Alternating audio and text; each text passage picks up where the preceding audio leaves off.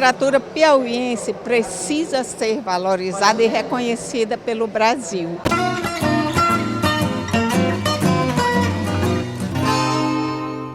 A literatura piauiense precisa chegar às escolas e às universidades piauienses? Nós estamos vivendo um grande dilema aqui na nossa literatura, porque para existir literatura é necessário que haja um tripé. Tem que ter o autor, isso nós temos, sem ele não há literatura, porque não vai haver a obra, é ele quem produz a obra.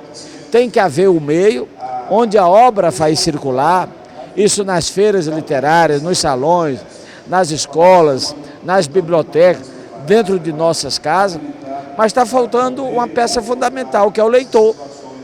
Ou seja, hoje nós estamos carentes de leitores e é preciso que a gente aumente o número de leitores.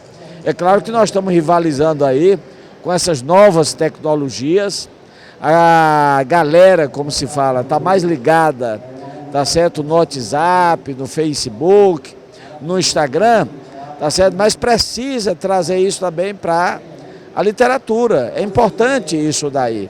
E que as nossas escolas adotem os nossos livros, porque antigamente eles falavam que não adotavam porque não existia literatura piauiense. Hoje nós temos uma produção abundante em todas as áreas, nós temos qualidade, tá certo, gráfica, estética, e nós temos conteúdo também. Então, a pergunta que fica é, por que continuamos ignorados? Laís, você começou na infância o incentivo à leitura e à escrita. Conta um pouco dessa história para a gente. Na infância, mais ou menos com uns 12 anos, eu comecei a participar de pequenos eventos na escola e teve um concurso de poesias que eu participei e fiquei lá classificada, né, entre as finalistas, ganhei um prêmio. Então, assim, foi um momento muito marcante que me fez perceber que aquilo era algo que eu queria fazer. Então, a partir dali, eu fui estudando, eu sempre gostei muito de ler, é algo que está inerente assim, na família quase. E esse processo participou da minha formação como professora de literatura, né, que é a minha formação acadêmica. E nesse processo eu fui aperfeiçoando, fazendo curso de escrita, trabalhando aí um diálogo com outros escritores. Então tudo isso me levou a esse momento que eu estou hoje, né, de publicação e de produção também. A primeira coisa que uma criança recebe é um celular antes do livro. Como é que você percebe essa realidade? Como professora e também como escritora, né, eu escuto muito essa pergunta de como fazer as crianças lerem mais, né? Como é que eu posso fazer meu filho ler? O que eu faço para ele ler? E eu sempre respondo que o exemplo arrasta. Então, o ideal seria que a gente lesse com as crianças. Mesmo que você tenha os aparatos tecnológicos para ajudar a contar uma historinha, você ter o livro em casa, você lê com a criança e você mesmo lê, né? Quem é pai, mãe, padrinho, madrinha, enfim, quem tem uma criança por perto e é um exemplo para ela, quando faz esse processo da leitura, quando a criança te vê lendo, isso faz com que ela te acompanhe, que ela admire aquilo e aquilo vire algo comum da rotina, né? Então, essa entrada da leitura tem que ser algo natural, algo que faz parte mesmo da vida. Dicas de uma boa leitura. Fale um pouco do seu último livro. Atualmente eu tenho publicado no estadodopiauí.com.br, que é um site jornalístico e tem essa coluna de crônicas. E a última publicação que eu fiz foi um pequeno livro de conto, que ele está na caixinha de assinaturas e pode ser comprado no site também da Amora Brasil, que é um projeto de assinaturas de livros escritos só por mulheres. E um conto meu foi selecionado e publicado e está disponível também, né, no site deles. Então, esse conto, ele é um conto, é uma história de quase amor, intitulada Amor de Antigos, e que eu tive assim, um prazer imenso de escrever, né, muito trabalho, organizei, enviei, e ele foi selecionado e eu espero que vocês possam ler e adquirir.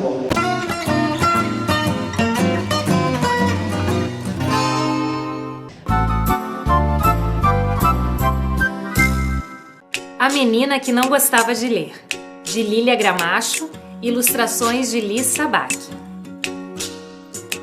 Era uma vez uma menina que não gostava de pensar. E se ela não gostava de pensar, também não gostava de ler. E se não gostava de ler, também não gostava de livros.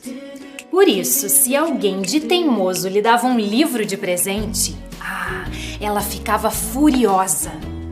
Tão furiosa que um dia, só para ver se a fúria passava um pouquinho, ela fez uma das coisas que menos gostava de fazer: pensar.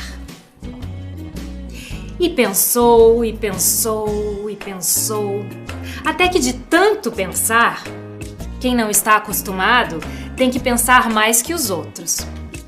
Ela descobriu um jeito de se ver livre da fúria. E dos livros também.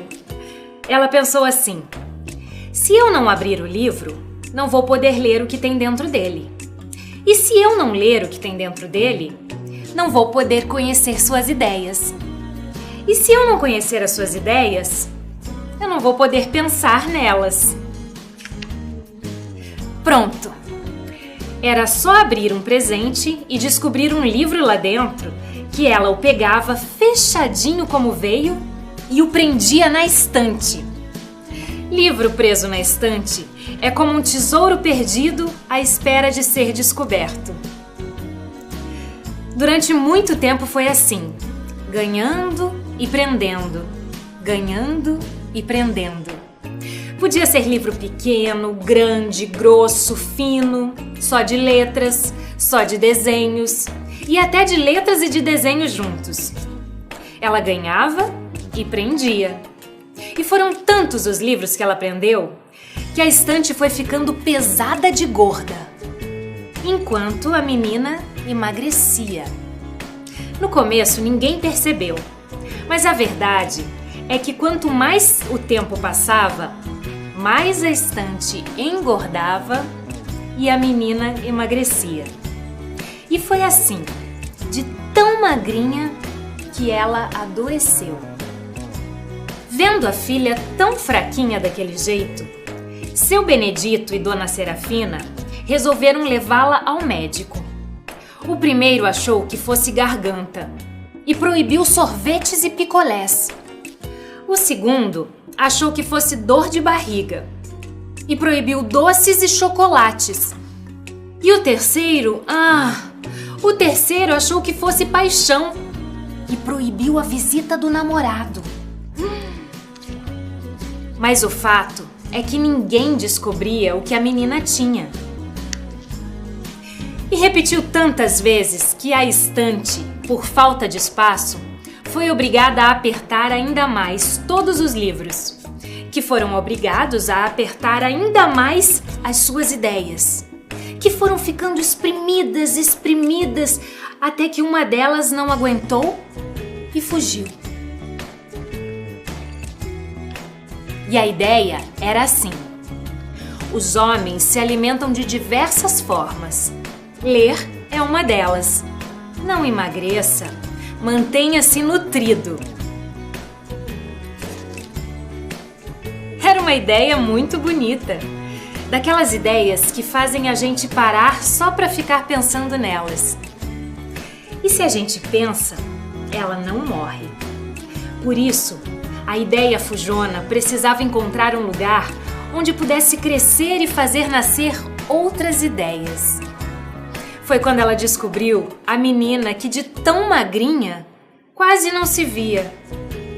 E a ideia teve uma ideia genial. Ela foi se aproximando devagarinho, e antes que a menina percebesse, lhe deu um longo abraço.